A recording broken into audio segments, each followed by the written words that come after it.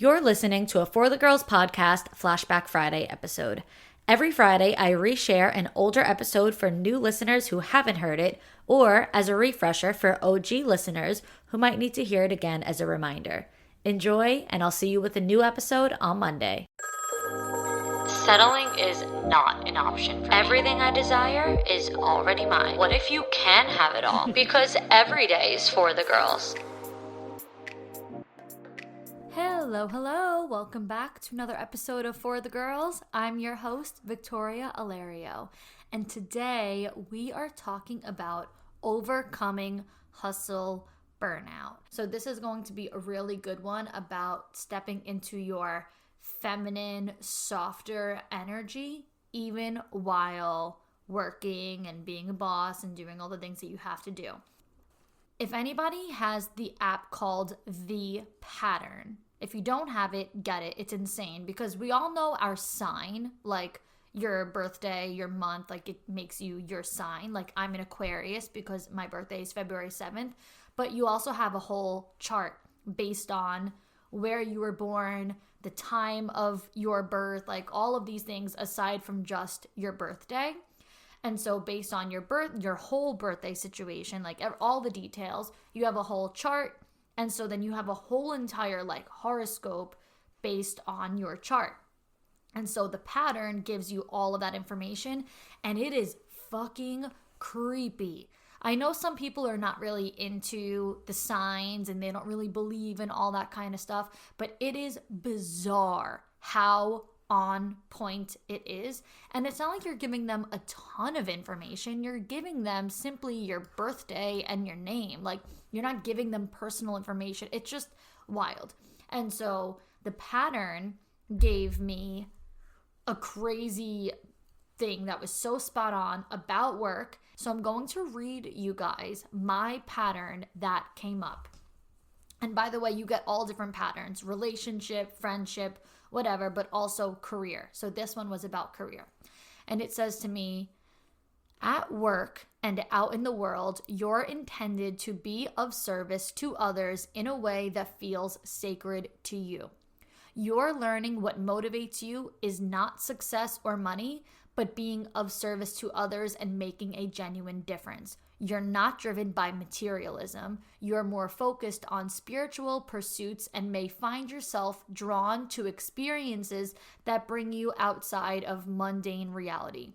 You're intended to be more focused on healing and helping others, and you're intended to find work that feels like a calling, which this is where it gets weird. The whole like, you're intended to find work that feels like a calling, which is literally everything that I was just talking about, being born to do this.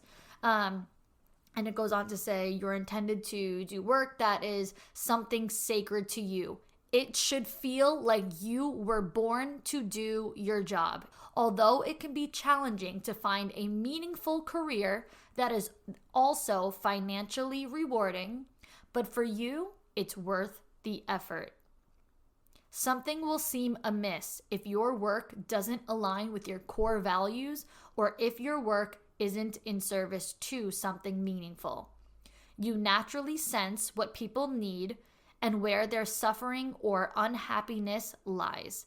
So it's important that you have work that allows you to channel this gift and help others. Your sensitivity toward others is rare, so that's why this gift is so important to you. In your personal life and intimate relationships, you might exhibit a very different side of yourself. In fact, it might be opposite of your outward-facing self.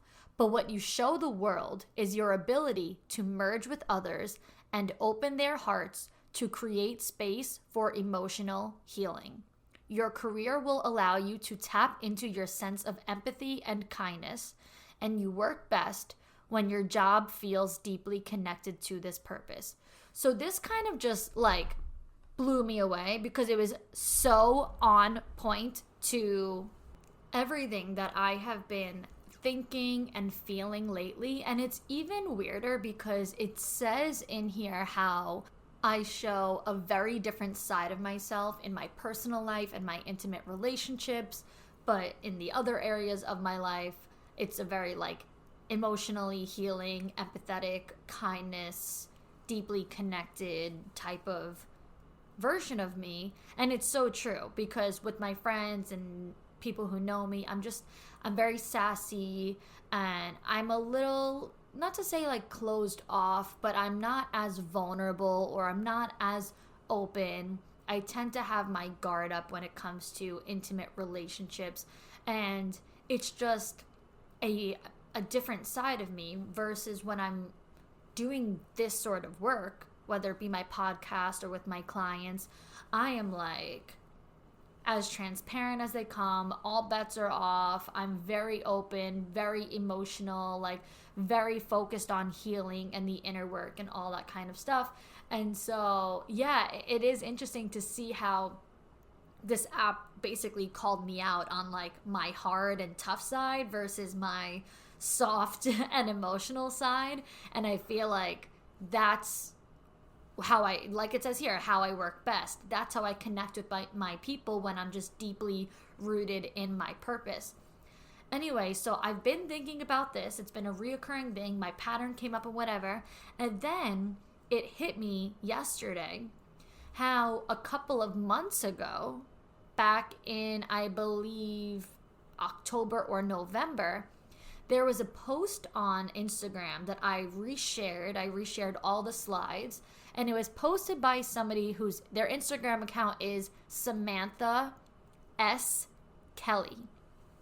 And I'm going to read you what it all says. And I remember just going on a tangent on my Instagram story talking about how powerful this is, and you'll hear it all kind of ties in to where I'm going with this, and it leads to this whole overcoming burnout situation. So Samantha S. Kelly posted this: "The girl boss movement is becoming toxic. There's a huge difference between women finding their power and creating from the soul, and the girl boss hustle culture that we are becoming drenched in. Women aren't men. Women build differently. We create differently. We do it differently. Lately, the vibe has been to meet and match men, which is not only screwing up the polarity of relationships, but women are burning out and not pursuing their soul's calling. It's time for a new way. The new way for women is listening, honoring, and following the innate wisdom that oozes from her body. Being intentional about the create and rest dance that is the key to her expansion. The new way is knowing her body is the instrument for all creation, and the most productive thing she can do is align her energetics and become a magnet, not produce until she's drained from her life force. The new way is understanding the power that is in the womb, the center of all creation. The new way is to let her work flow in cycles and seasons, and then let it stop altogether, trusting that even in the stillness, life is being created. The new way is a deepening into surrender, into trust, and into our inner knowing. And it's also knowing that some days work looks like letting ourselves purge darkness in bed for hours. The new way is knowing the true metrics for success aren't revenue numbers and profit margins, but nervous system regulation and deep fulfillment. There's a new vibe. It's not a this or that, nor is it a girl boss or housewife. It's a completely new paradigm, one where women know where their true power originates. This new way is emerging, and we are collectively birthing it together. The vibe is being powered by love and the jet fuel of your soul's mission, while it feeling so damn good while the journey unfolds." Wow. Wow, wow, wow. So like I said, I reposted that and talked about that way back 6 or so months ago without even realizing this all intertwines. I have gone through so many seasons of feeling guilt when it comes to work for all different reasons. Guilt that I'm not working hard enough, guilt that I'm not working enough hours, or guilt that I don't have a victim story and I don't have a before and after transformation, and guilt that what I do just comes naturally to me, and guilt that I don't have to work as hard on my gift as other people do because it's just for me and it's just deep within my core beliefs and my values and my soul and my purpose. And all of this comes out to the one thought that is really in my mind lately, that hustle culture is out. This burnout is done with. It's time to work from our soul's purpose, and it's time to really surrender into what makes us feel good. And like she even talks about in this post, she said sometimes we just have to let ourselves purge darkness in bed for hours and accept and be okay with that. Even stillness, even in stillness, life is still being created. And just work in the flows and the cycles and the seasons and come and go, and let yourself just be a woman who creates from the soul and not in this forceful this or that. Like, I either got to be a girl boss or I got to be a housewife. You can be all of the things and live your life in alignment and follow the frequency and the energetics and just be a magnet to what belongs to you, rather than producing until you are completely drained. I've realized that hustle culture is actually driven by a scarcity mindset. And I realize how hypocritical I have been at points, because I'm all about abundance. I talk about abundance in all of these episodes. I talk about abundance with my clients. I'm always coaching about operating from an abundant mindset. But I also spent years in this hustle culture way and feeling guilty, like I said, if I wasn't hustling, and making other people feel guilty if they weren't hustling. Like, I was just really this go, go, go, go, go.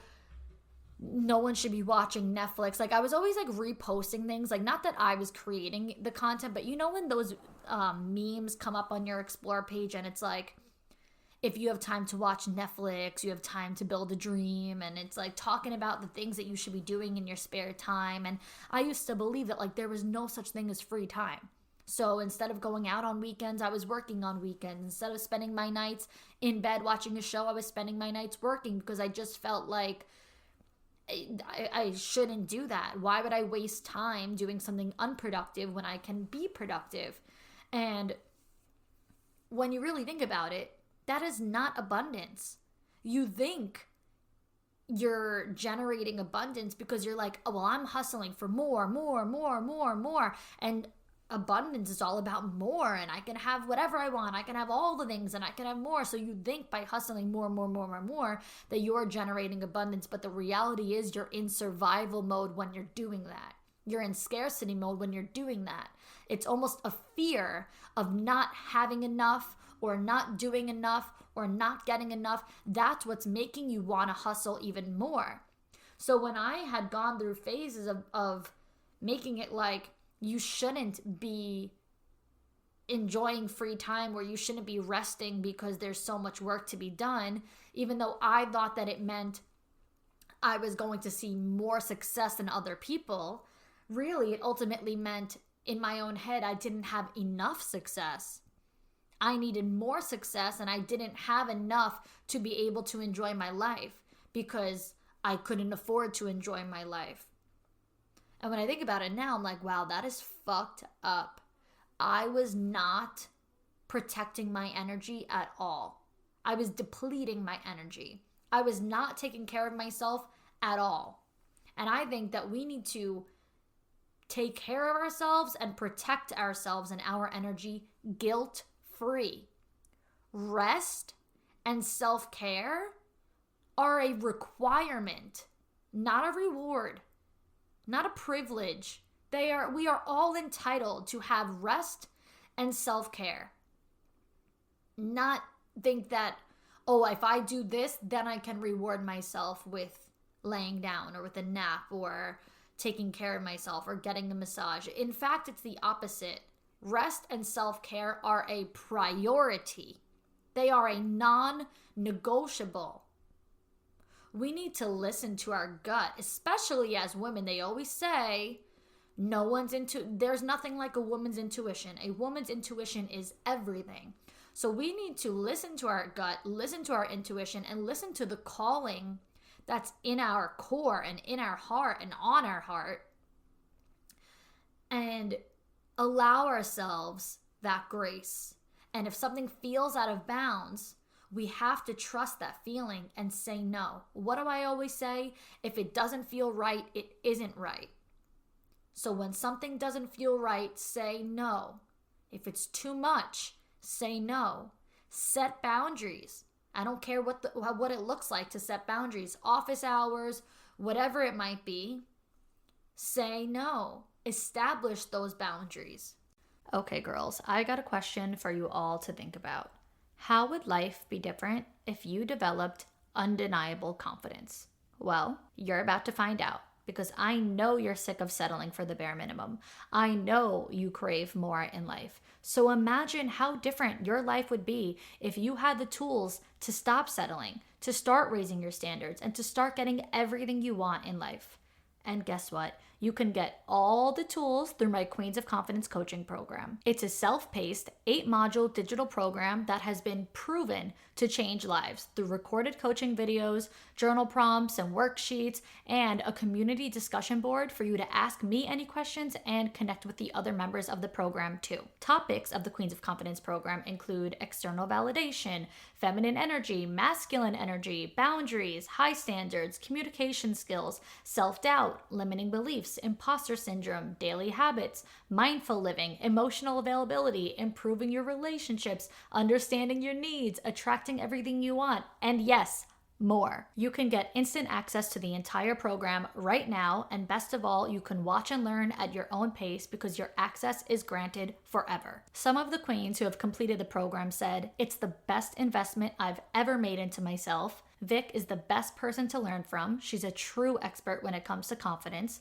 worth every penny. And I've taken a couple of courses where they sound rehearsed or just repeat the same cookie cutter things. Your course is the complete opposite, and your everyday examples really drive your points home." So girls, it's your time. Invest in yourself, you're worth it, and your 2.0 self will thank you for changing your life for the better. Head to victoriaalario.com or click the link in the show notes and get the Queens of Confidence program now. Do you ever feel overwhelmed by hormonal changes? Well, girls, you're definitely not alone. There are more than 1,000 disruptors living rent-free in our environment right now. Our food, our water, the air we breathe, the clothes we wear, our skincare, and they all mess with our hormones. And then, of course, there's the natural hormonal changes our bodies go through too. Menstrual cycles, menopause, and even though it's a natural process, it doesn't make it any easier to go through. But the good news is that we don't have to suffer through any of it anymore, because now we have Hormone Harmony, a formula made only with herbal ingredients that are shown to reduce hormonal symptoms in women of all ages. It contains science-backed herbal extracts called adaptogens, which help the body adapt to any stressors, like all chaotic hormonal changes that happen naturally throughout a woman's life. So it's perfect for women who struggle with all different life-disrupting symptoms, such as PMS symptoms like irritability, moodiness, discomfort, or uncontrollable cravings, menopause symptoms such as hot flashes and night sweats, or even poor sleep and feeling tired all the time, or even occasional bloating and gas. So in other words, Happy Mammoth, the company that created Hormone Harmony, is here to make women's lives easier. And that means using only science-backed ingredients that have been proven to work for women. They made no compromise when it comes to quality, and it shows. For a limited time, you can get 15% off on your entire order at happymammoth.com.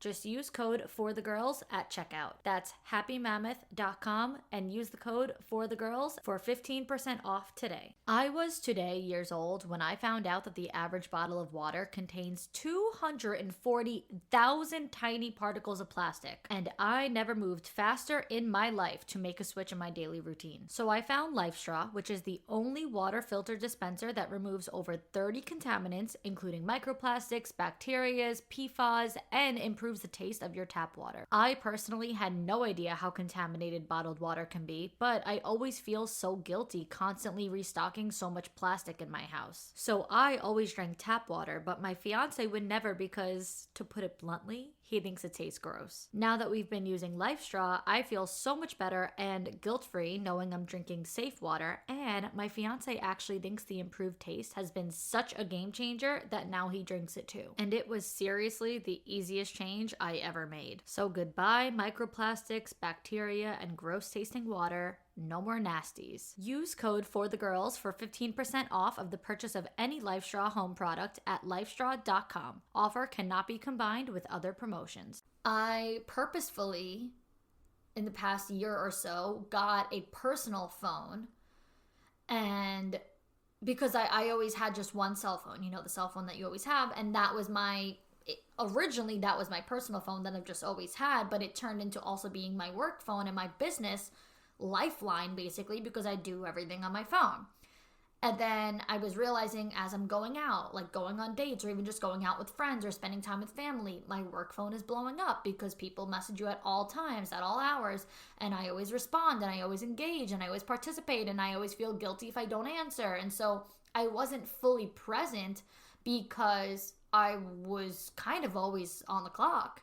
I was working 24/7 because the phone was going off 24/7. But now, ever since I got my personal phone, I was able to set boundaries like work hours. And even though I don't work an office job like a 9 to 5, I kind of treat it that way. There are definitely some days where I have work to do where I'm working a bit later. Like right now, for example, it's 6:30 and I'm working. So of course I have my work phone out, I'm on the computer and all that. But for the most part, I have been truly honoring the boundaries of working 9 to 5. And once I'm done working, the work phone goes away and I'll get back to it the next day. Unless you're on a deadline, nothing is an emergency. And it took me a while to learn that. Now, granted, sometimes you are on a deadline and you do have to work late or be a little bit more urgent and be on top of your shit. And of course, that's absolutely fine. But that's usually not the case. People are usually not on like a severe, like serious, urgent deadline. Usually it's just like you want to get things done sooner rather than later, or you are like kind of a control freak and you need to like know things at a certain time and you want to make sure that you know what's going on with said thing. But regardless, 9 out of 10 times, it's not an emergency. So maybe you're just like asking a coworker, a friend, like a question, or there's just something that you're like, oh, I don't really know how to do that. Let me ask somebody. What difference does it make if they tell you now or in the morning? If they tell you now, sure, you'll have the answer a few hours sooner. You'll be able to start working on it a few hours earlier. But ultimately, the sky is not falling by a difference of a few hours getting the answer to your question. So you have to realize if it's not an emergency and it's not a deadline, then it doesn't need to be treated as such. And I'm someone who's always been a big control freak when it comes to work. And so there have been times where I was working with people who do establish boundaries and work hours for themselves, and even if they have the phone on them, they just simply don't answer you until the next day. If somebody work related or business related is contacting them at 7 or 8 p.m., they don't respond at all. And there have been times where, because I'm operating from that scarcity control freak mindset, I'm like, what the fuck? Like, answer me, you know? And then I actually started to really respect them more, because now, since they weren't answering me after business hours at all and they were really firm in their boundaries, I stopped contacting them after 5 p.m. Or I knew, you know, if I have a question, I need to save it for 8, 9 a.m. the next day. Or even if I do send it now, I know I'm not going to get a response now. So I began subconsciously following their boundaries even when I was still working, because I'm like, oh, I know that she won't answer right now. Oh, I know that he won't get back to me till tomorrow. And then implementing it into my own life. And so when I had a client who was constantly texting me at 10 p.m. And then if I didn't answer, she would send me question marks. The next morning, I would just be like, hey, yeah, I saw your message. I don't answer at 10 p.m. Like, if you needed me, then you're going to have to wait for the morning. And it was never anything that serious. And so as I started doing that more and more, I realized how much more people respect me and my time because they know that they're not going to get a response from me. And they know, especially after hours, I'm not just not seeing your message. You don't have to send me a question mark or double text me. I am purposefully not responding because I have a boundary. I actually had a client who has clients, because she was one of my coaching clients, but she has a business where she has clients in her own way.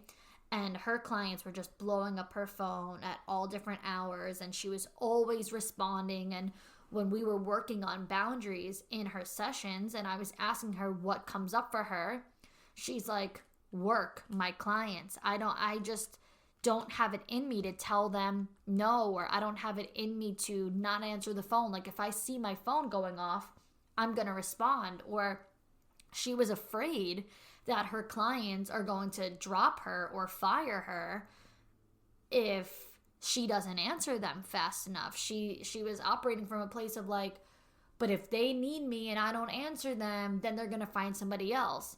And so my advice to her was, then let them find somebody else. Let them find somebody who has no respect for themselves and will work all hours of the day till they're absolutely burnt out. And then they don't want to work with the client because they are just so overwhelmed and in over their head. Whereas they have you, who's super organized, respects herself, can do things in a timely manner, and everybody benefits because now you're operating from a better place than somebody who is like, in over their head with clients and work and never ending. And when you operate from that abundant place, watch how they start to treat you more. And so after we had this conversation, she told her clients that she's going to be implementing her work hours and that she will not be answering calls or texts anymore in the evening or on Saturdays when she's with her kids and blah, blah, blah. And what happened after that was that her clients started paying her more money and started respecting her time.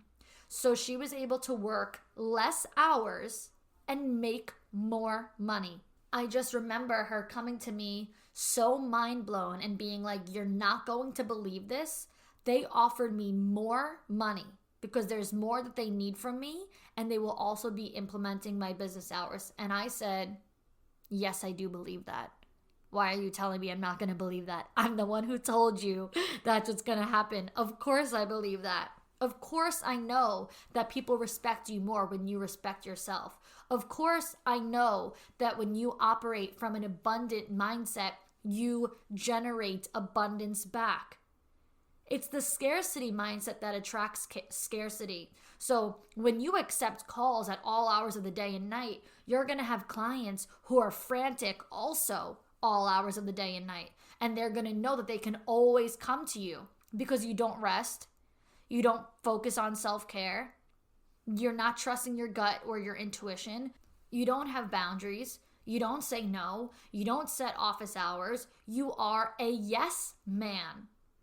So you are just going to generate more and more and more people who, vibe with that type of energy. You have to remember that everything in this world is energy. Everything in our lives is energy, and we are a mirror.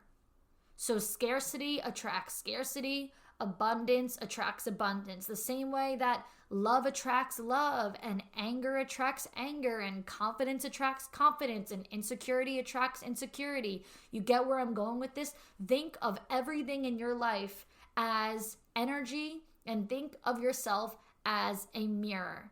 You will always get out what you put in. And the other thing on this topic that really comes to me is toxic positivity. I think being realistic is also a form of that self-care I've been talking about. Because in business, there is this thing, I guess, that we can call toxic positivity that has taken the whole like no excuses thing to a whole new level. And this was something that I originally fell victim to, and then I also became super guilty of. So when like someone gets treated a certain way first and then they do that thing, almost like think about like kids in school who are the bullies, and you're like, oh, that boy is such a bully, and it's like, oh yeah, well when he was younger he got bullied. So I fell victim to the toxic positivity thing, and then I started to become super guilty of it because I was doing it to other people. And it's like you eliminate the idea of even being realistic because of this whole like, oh, don't give me any excuses. Now, granted, I don't give excuses and I don't take excuses. I think excuses are bullshit, and I think I could also see right through excuses. I hate negative energy. I hate excuse makers. I cannot stand complainers. But there also needs to be the space for reality and being realistic, and knowing that the reality sometimes is that I just can't do it today. I just can't show up today the way I thought I could. My mental health is taking over, or I just have so much going on at home that I am really not with it right now. Like my mentality is just not there. I'm emotionally drained. I have something going on with a boyfriend or a friend, or I have a lot of shit going on with my family and my kids, and it's just taking my mind somewhere else that I cannot put my all into work today, or I cannot put my all into business today. Excuses are a whole lot different. Excuses are when someone is just not able to be honest with the reality of why they're not doing something, and it's just like, oh, well, I can't. So I'm not trying to say that we can start like giving all the excuses in the world, but I am right here saying it loud and clear. I am putting my hand up, waving the white flag, and saying that I have been super guilty of not letting anybody have any reason to say, I can't. Not today. No. And when you find yourself in that position where you're finally like, I can't show up today, you do realize how much hustle culture affects your mental health and gives you so much anxiety. I mean, like I mentioned, this toxic positivity, the guilt, like living life with guilt is such a terrible thing for the mind, and it does create like so much anxiety that you, even if you're not diagnosed with anxiety, or you're not diagnosed with depression or mental health problems like that, you can still experience it in some ways because your priorities are just all out of whack. And instead of you coming first and you being at the top of the totem pole, you're not taking rest and you're not prioritizing yourself and all of the things like I mentioned in the beginning. And the other thing too is that success is different for everybody, because realistically, how you and I define success is completely relative. Success to me is going to be what's beneficial to me in my life, and success to you is going to be what's beneficial to you in your life. I'm someone who my like true life meaning of success is really just freedom. So it's not necessarily a dollar amount, because I'm not looking for a certain amount.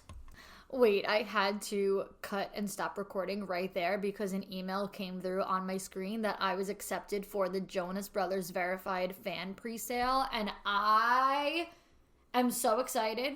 If you guys are a Jonas Brothers fan, then I'm sure you know this whole like verified fan thing that goes on is very anxiety ridden, and it has had me in a chokehold, completely crippled for the past few days. But I just got accepted and the pre-sale is in the morning and I cannot wait.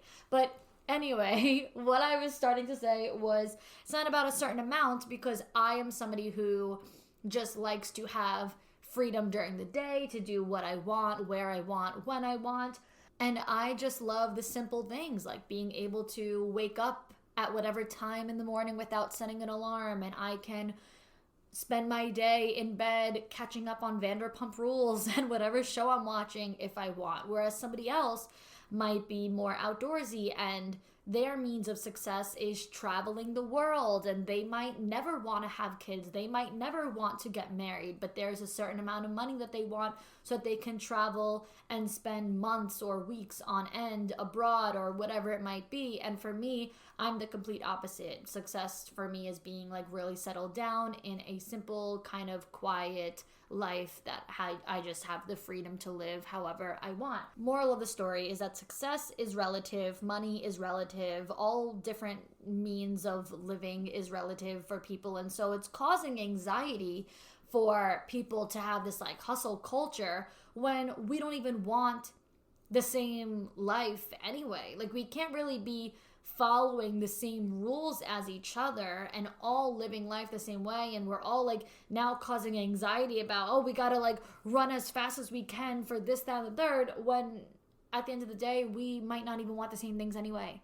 So what are we doing? We're like chasing each other and competing with each other and going after each other and all of this stuff, and it might not be in a hateful way, it might be in a positive, productive way, but we're all just like running for the hills. And does anyone even really know why? Does anybody really know what we're going crazy about? Definitely something to think about.